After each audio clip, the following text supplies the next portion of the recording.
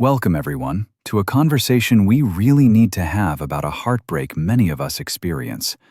Believing that the person who hurt us the most has finally, truly changed. It's a beautiful thought, isn't it? That if we just love them enough, if we just give them one more chance, the toxic behavior will vanish, replaced by the loving partner we always dreamed of. But what if I told you that change you saw was nothing more than an elaborate, high-stakes theatrical performance designed to hook you back in? A perfect example of the narcissistic illusion of change. The cycle almost always starts the same way. After a major blow-up, a discard, or when you finally drew a line in the sand, a boundary they absolutely hated, they come back with a sudden, overwhelming display of remorse and accountability. They might say, "I've been doing therapy," or "I finally understand how much I hurt you," or perhaps the classic, "I'll do anything to make this right." They look you straight in the eye, and for the first time in forever, they seem genuine.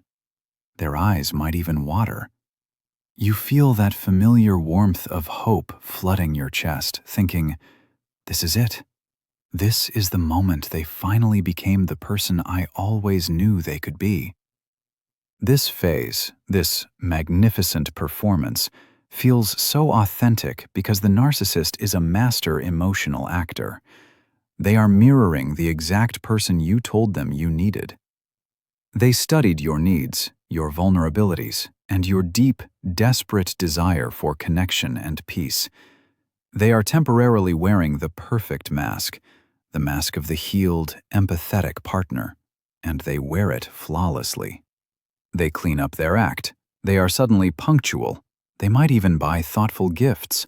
And they are listening. It's intoxicating, and it reinforces that deep, underlying belief we all have, that people can grow and relationships can be saved. But here is the devastating truth we need to face together. The behavioral shift is superficial, rooted in fear and control, not genuine transformation. They aren't trying to change for themselves or because they developed true empathy. They are changing their external behavior solely because their primary resource, you, their narcissistic supply, was threatening to walk away. Losing control over you, or losing access to your emotional energy, is terrifying to them, far more terrifying than facing their own deeply rooted flaws. So they implement damage control. Think of it less as a heart change and more like a software patch designed to fix a critical bug that's preventing the system, the relationship, from operating for their benefit. They fix the outward manifestation of the problem, the lying, the raging, the silent treatment, just enough to lull you back into a state of comfort and compliance. They stop doing the egregious things, but they are not becoming a different person inside. The core operating system remains narcissistic. The cracks, however, always appear. They start subtly, almost dismissively. You might notice that the grand apology they gave was beautiful, but when you bring up a similar pattern of behavior a few weeks later, they look utterly confused or irritated. The promises of attending weekly therapy sessions suddenly become too busy, or the therapist didn't understand. They quickly revert to minimizing your feelings, perhaps with a subtle eye roll when you express a need that deviates from their plan. This is where cognitive dissonance kicks in, and it's the most painful part for the survivor. You are holding two conflicting realities: the memory of the loving, changed partner, the illusion, and the immediate evidence of the callous, defensive individual standing before you, the reality. Your mind scrambles, trying to reconcile the two, and often we blame ourselves. Maybe I'm expecting too much, or maybe I didn't praise their efforts enough, thus initiating the cycle of self-doubt all over again. The truth is, true character change, especially overcoming deeply ingrained narcissistic patterns, requires profound self-reflection, consistent effort, and an unwavering commitment to emotional pain and discomfort.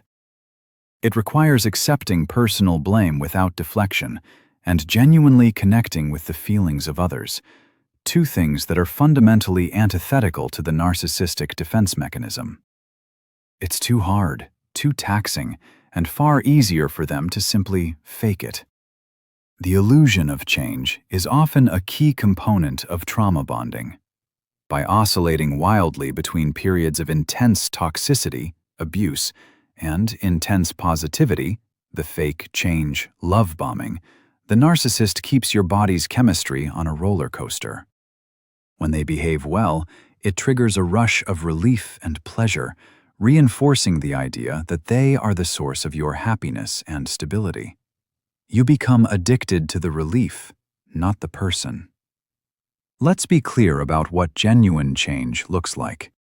It is quiet, consistent, and sustained over a long period, typically years, not weeks. It involves a willingness to make amends to people they previously hurt, people outside of the relationship too, and it involves continuous, humble acceptance of fault, even when it's uncomfortable. It doesn't require constant praise or validation. True change is its own reward for a healthy person. The change we see in the narcissist is often just behavioral modification designed to secure supply. They might stop yelling because they learned yelling makes you leave. Instead, they shift to passive-aggressive silence, manipulative guilt trips, or weaponized incompetence. The method of control changes, but the motive, to maintain power and avoid intimacy, does not. They're simply substituting one toxic behavior for a more subtle one. Think about the longevity. How long does the new behavior last? Typically, just long enough to ensure you are fully invested again. Maybe just long enough for you to move back in, cancel that divorce lawyer, or drop that new, healthy friend group. Once they perceive the threat of losing you has vanished, once they feel secure in your proximity and devotion, the mask starts to slip, slowly at first, then rapidly until the performance is over. This predictable regression happens because they have not integrated the new behavior into their core identity. They were performing an act of empathy, not embodying it. As soon as stress increases, or they need a quick hit of validation, their default settings, the narcissistic defenses, fire up immediately, overriding the temporary good behavior. And suddenly, you are right back to square one.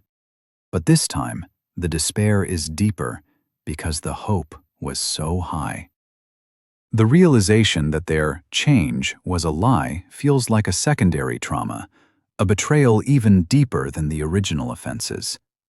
You feel foolish, embarrassed, and intensely angry, not just at them, but at yourself for believing the fairy tale again.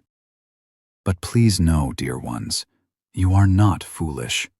You are a compassionate, loving human being who believes in the goodness of people, and the narcissist exploits that beautiful quality with surgical precision.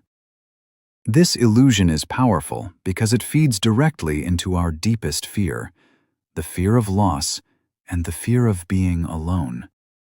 If they can change, we don't have to face the terrifying prospect of starting over, of admitting the relationship was a loss. The illusion provides a comfortable fantasy, a temporary analgesic for the wound of heartbreak. But we must be brave enough to pull off the bandage and examine the injury honestly. So, how do we stop falling for the illusion? It starts with radical acceptance. Accept that you cannot love, fix, or inspire someone into becoming an emotionally available adult if they lack the internal mechanism, empathy, and self-reflection necessary for that growth. You must accept the person they have shown you consistently over time, not the person they pretend to be for a brief, strategic moment. The key signal isn't what they say, it's what they do when they are under pressure or when they think no one is watching. If the moment you set a boundary, the mask drops, and the rage or contempt flashes back, you have your answer. True change is boundary respecting. The illusion of change views boundaries as challenges to be overcome or ignored. We have to shift our focus from observing their behavior to monitoring our own well-being.